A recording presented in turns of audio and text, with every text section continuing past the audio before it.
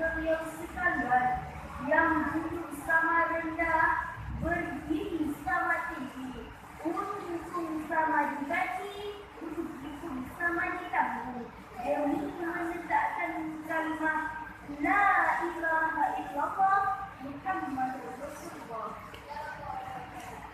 Pada kesempatan kali ini, izinkan kami untuk mengangkatkan sebuah topik syarahan dengan judul Identitas Umat Nabi Muhammad sallallahu alaihi wasallam.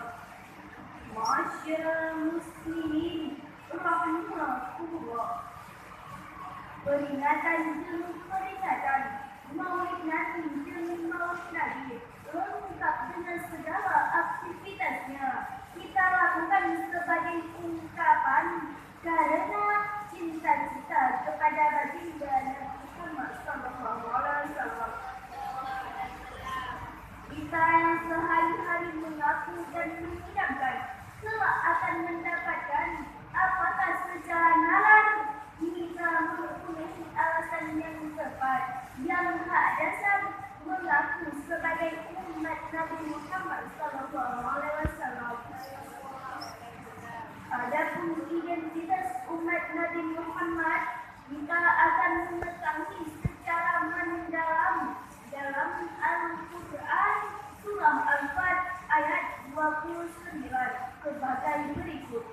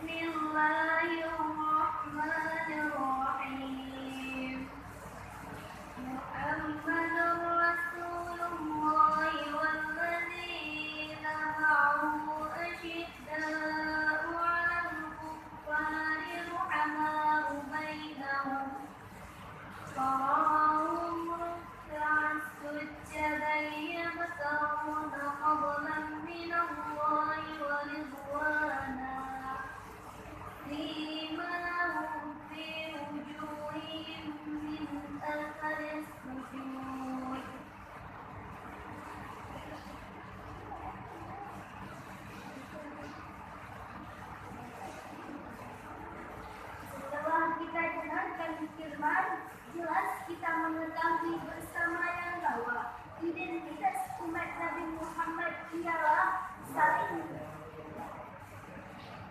saling kasih sayang sesama muslim, saling asa aji, serta saling mengolah demi kepentingan orang lain.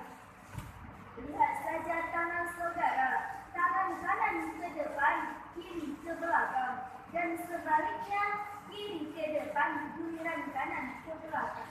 Anda tulis.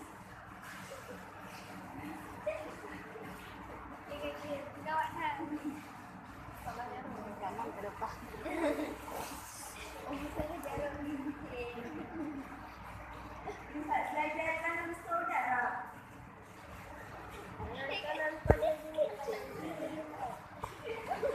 Bisa berjalan bergerak, tapi coba kalau tidak ada yang mau mengalah, kanan ke depan, kiri pun ikut-ikutan ke depan, kan lucu.